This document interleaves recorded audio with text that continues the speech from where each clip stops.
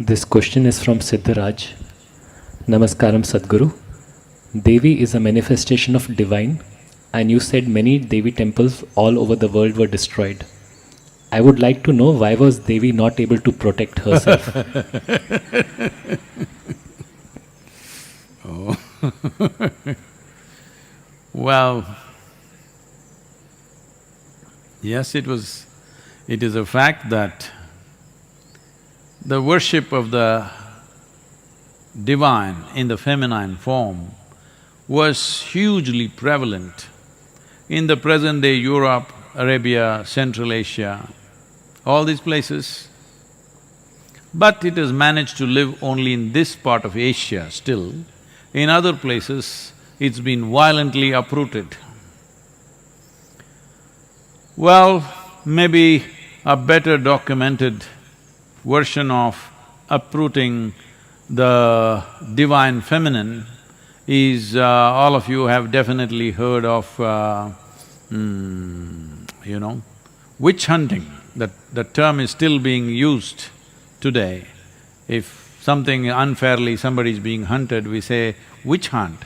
This comes from the term during the time of the Crusades. It is estimated they burnt over 6 million women alive over a period of probably 150 years or 200 years, I'm not very sure about that. But over a period of time, those crusade period, when somebody was very ambitiously spreading their religion, this is what happened. These women who were burnt like this, and many were simply burnt for various other reasons, but it was all just label somebody a witch, that's it, people will burn them down. Even today this practice is still there, unfortunately here and there. So who is a witch? In some way, when a woman displays, she's capable of doing something or knowing something beyond childbearing and cooking, she's a witch. Yes, that's how it was. So generally, the Devi temples always spawned women who are capable of other things. Right now we are breeding a new culture of Bairaginis and Devi sadhakas. The idea is to not just have red devils walking around in the ashram.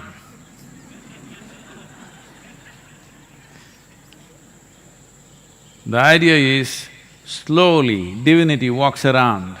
They may take their time, but gradually to produce what you considered as divine, which you enshrine, must live with legs. So, the divine feminine has been uprooted simply because the Abrahamic way of religious process is purely male-oriented, it's completely masculine. There is no room for feminine to be anywhere there. It's God and His Son, it's God and His messengers, all male messengers, never female, because they're not reliable. They may say something else, because they may know something else, that's the problem. So, because of this, in Arabia, in Europe, in Central Asia, a lot of destruction happened. But there is not a single village in entire India without a Devi temple. And when I went to Somnath temple, it was destroyed 17 times over by a certain kind of warlord from Afghanistan. 17 times he makes this trip, which is over probably 1500 kilometers. He makes this trip just to destroy this temple. First time I can understand, because there was wealth, there was gold and stuff. All right, he looted it, destroyed it, burnt it down and went. Why come second time? Maybe little more wealth. But after that, there was no wealth because people just put up small things. But he came 17 times and destroyed. So I was inquiring, what is it? The thing was, those three goddesses that they talk about in Arabia, pre-Islamic era, one of those goddesses, one of the deities, some devotee carried it from there and established it in the Somnath temple as a consort of Shiva. So they wanted to destroy that goddess. So the guy makes a 1400 kilometer trip 17 times on a horseback to destroy her. That is how important it is to destroy a woman in this world. That's how important it is. Because if you empower the feminine, then all the silly laws all the silly ideologies, laws of heaven and nonsense that you've created, all that will collapse. I will not go into the mechanics of how it'll collapse, but think through this. Suppose you accepted a woman as a god. Suddenly, going somewhere and living well will go away, because that's not the nature of the feminine. It is always masculine. He wants to go somewhere and then live well. At least to another place in this country, or another continent in this planet, or another galaxy, or another dimension called heaven, paradise, whatever you want to call it.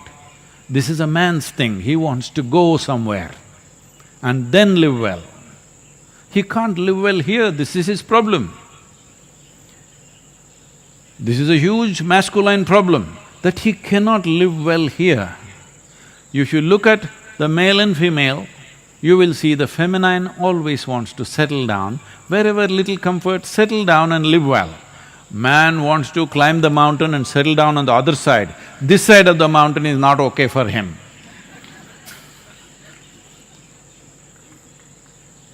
So, if you made a male god and a female god and they were together like Shiva, Parvati, something, you will not want to go anywhere. Even Shiva settled down in Kashi because of Parvati. He's a wanderer. But during the winter months after he got married, he found she was finding it very difficult to be in high altitude in Himalayas. For her sake, he came down to Kashi, but then he also started liking it so much. For a long time, he did not go back. So, feminine always brings settling down. Masculine wants to propel somewhere. That propelling, too much propelling. We need some propelling, of course. Too much propelling is causing enormous destruction on all levels of life. Today, a whole lot of people have started philosophizing only because we overdid our economy, viruses come to neutralize our economy. I am not saying that. This is not the way to balance our economy or our activity. There are more sensible ways to do this. And one important way to do it is empower the feminine. You will see in many ways this propulsion will come down a little bit. Either you must be inward oriented, then you can sit here. Or you are in some way bound to a woman, then you will sit here. Otherwise, single man, can't control him, he's all the time on. If you are inward oriented, very effortlessly you will sit, otherwise a woman can tie you down. In many ways, the economy and the destruction of the planet has still not gone to that place where it's not irreversible, simply because most men still need a woman. Very few men who can live without a woman. They are either ascetics, so no problem, or they are super ambitious tyrants, they are a problem. Yes. So, has Devi been destroyed? Well, I'm telling you, she's all over this country. In every village, there may be no temple for a male god in a village, but always there is a temple for a Devi. No Tamil Nadu village is without Mariamman. No Karnataka village is without Mari. Here, there she is Mari, here she is Mariamman, somewhere else she is Kali. She is good at taking on lots of names. So, why couldn't she take care of herself? This is the nature of a woman, that if it's getting too ugly, she won't be there. She will go and settle where it's conducive. That's exactly what she's done. We must take care of her.